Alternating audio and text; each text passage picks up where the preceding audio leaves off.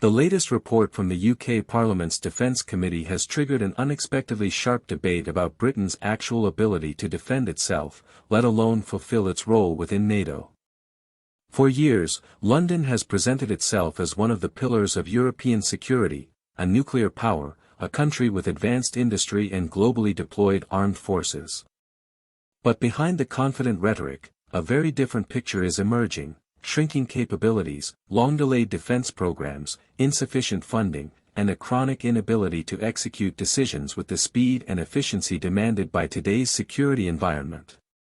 The committee's conclusion is blunt: Britain is dangerously close to failing its obligations under Article 3 of the NATO Charter, which requires each member state to maintain the capacity to resist armed attack. In other words, the United Kingdom risks losing even the basic ability to defend itself. This assessment hits particularly hard because it challenges a long-standing belief that Britain remains one of the strongest military players in Europe. Formally, that is still true. The British Armed Forces possess nuclear weapons, advanced fighter jets, and a network of bases with global reach. But, as the committee stresses, this strength is far more fragile than London is willing to admit. Years of underfunding have hollowed out the force structure. Procurement has become paralyzed by endless reviews and bureaucratic complications. The defense establishment has grown too dependent on the United States, assuming that Washington will always step in to fill any gaps. Meanwhile, British political leaders continue to issue passionate calls for a strategic awakening, even as real action stagnates. One of the clearest examples concerns the land forces. Britain today does not have enough tanks or self-propelled artillery to field even a full-strength division, an astonishing situation for a nation that once maintained one of the most capable armored corps in NATO. The much-advertised program to modernize the Challenger 2 into the new Challenger 3 has been repeatedly delayed and scaled down.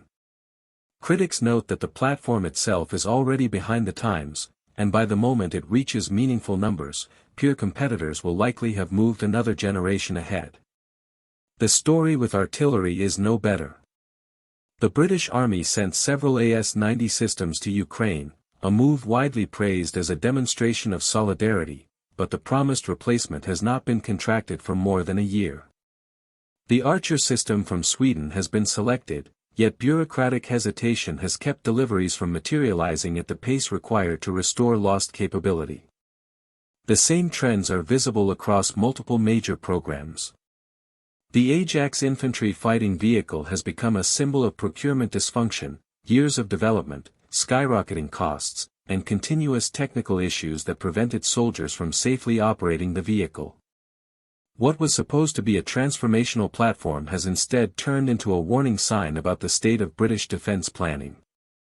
Even in the air domain, which traditionally represents one of Britain's strongest areas, structural problems are accumulating. The F-35B fleet remains small relative to the needs of carrier operations, and long-range strike capabilities intended for these aircraft have been postponed into the 2030s. This delays the Royal Air Force's ability to operate independently and reduces its deterrence value during a decade of rising tensions. For the Defense Committee, these failures are not isolated mistakes but symptoms of a deeper strategic complacency. Britain has relied for too long on the belief that the United States will always provide the missing capabilities, logistics, and firepower. But the global environment is changing, American priorities are shifting, and Washington's long-term commitment to European security is no longer taken for granted. The committee therefore urges London to do two things simultaneously: reinforce NATO cohesion to keep the US engaged, but also prepare for scenarios in which Britain may have to assume greater responsibility without American backing. This includes deeper cooperation with European partners, particularly France, to fill capability gaps more rapidly and share the financial burden of high-tech defense projects. A central message of the report is a call to stop burying one's head in the sand.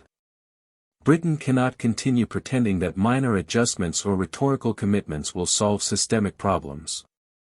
Procurement must be reformed so that decisions lead to actual fielded capabilities instead of endless conceptual studies. Conventional and nuclear forces require strengthening, not only on paper but in practice. Interoperability and standardization need to be improved to align with NATO requirements and enhance cooperation with allies.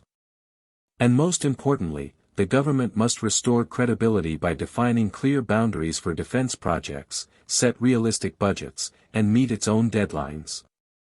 The committee also addresses the role of society in national defense. Public engagement, it argues, is too shallow and selective. Citizens often hear promises about supporting the armed forces, but rarely see those promises fulfilled. Without broader public pressure, political leaders lack the incentive to push through costly but necessary reforms.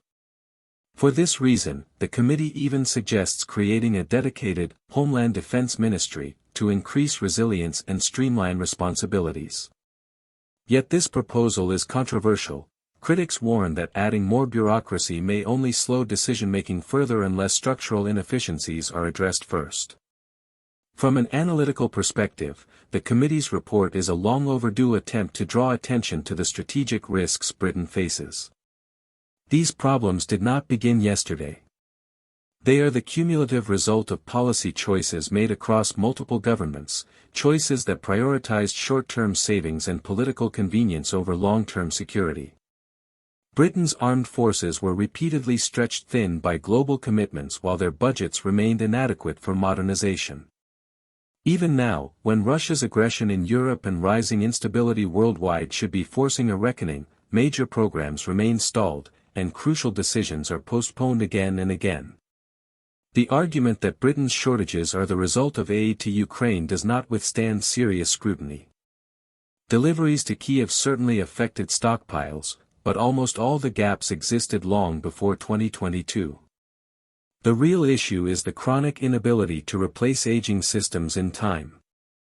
When the AS-90s were donated, the replacement was already technically chosen, but that decision has been left unimplemented. When Challenger 2 upgrades became urgent, the program was already years behind. When long-range air-launched weapons became essential, development timelines were pushed far into the future. Aid to Ukraine exposed the scale of the problem, but it did not create it.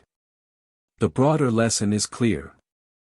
Britain's defense posture is now hovering at a critical point. Without decisive action, the country risks losing both its strategic influence and its practical ability to defend itself and its allies. In an era of increasing global uncertainty, that is a risk Britain cannot afford.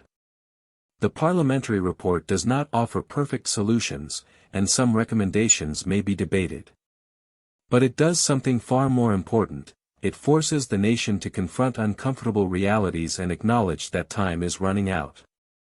Reforms must shift from discussion to execution, procurement must move from paperwork to production, and defense policy must move from rhetoric to capability. Britain remains a nation with exceptional potential, industrial, technological, and military. But potential alone does not deter adversaries. Only real, deployable capability does. And rebuilding that capability will require political will, strategic clarity, and a sense of urgency that has been missing for far too long.